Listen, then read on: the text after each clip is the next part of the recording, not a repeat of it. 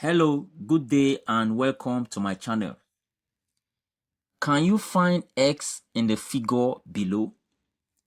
Now you can pause this video and check it out and see if you can find the value of x, and then come back to watch it to the very end to see how it is obtained, to see if you got it correctly.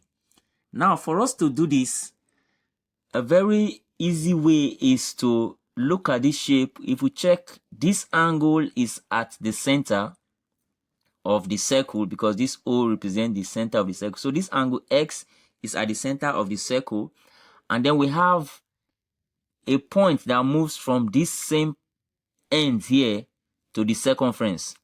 Don't forget, there's a theorem that says angle at the center of a circle is twice the angle at the circumference. Now, how do you know when an angle is at the circumference and another one is at the center?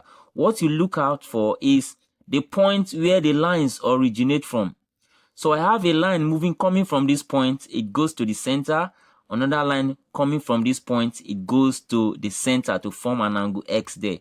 Similarly, I have another line moving from this point to the circumference of the circle, and another line again from this same point moving to the circumference. So the two lines here moving from this point, one pair go to the center and another pair from the same point goes to the circumference to create an angle. So that is how to know when you have angle at the center and angle at the circumference. So the theorem says that the angle at the center is twice angle at the circumference. But the question now is, how do you get the angle at this circumference? Now, a very easy way to do that will be to trace a line from this circumference down to the center of the circle. So we can trace this line down to this center. Now, if you check, a line from the center of a circle to the circumference of a circle is called a radius. We all know that any line from the center to the circumference is a radius. So this line here is a radius. Similarly, a line from the center of this circle to the circumference, that is the end of the circle here, is also a radius. So that means this line is also a radius. So you agree with me that this line radius is equal to this line radius. They are equal because they are the radius of the circle. So that tells us that this triangle is an isosceles triangle. Isosceles triangle means a triangle that has two sides equal. So we have R and R, these two sides are equal. And there's a theorem for triangle that says the base angle of an isosceles triangle are equal. So these are the two lines coming to meet at the center. Now the base that those two lines creates the angle that they make at the base. So the two lines that are equal, they go down to the base.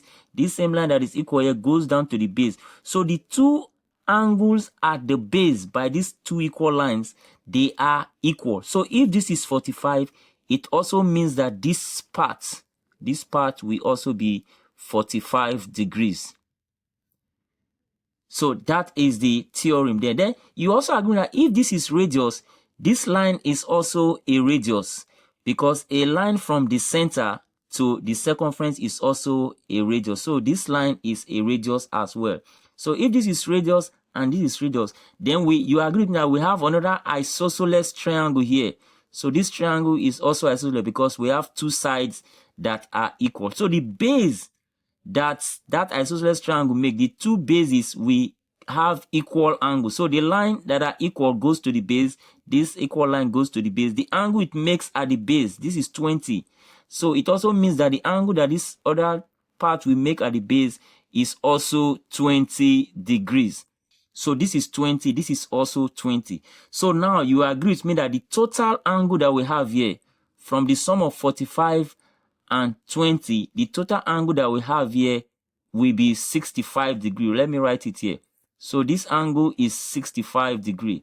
The angle inside here to this end, that is from 45 plus 20 to give us 65. So now that we have angle at the circumference, we can now get the angle at the center, because angle at center is twice angle at circumference. So from there we can simply say x is equal to, because x is the angle at the center, So x will be equal to twice angle at the circumference, which is 2 multiplied by 65 degrees that we have at this circumference. And that will finally give us x is equal to 2 multiplied by 65 will give us 130 degrees. So that is the value of x as the final answer. So please subscribe to this channel so that you can get more detailed videos like this. Thank you for watching and see you in the next video.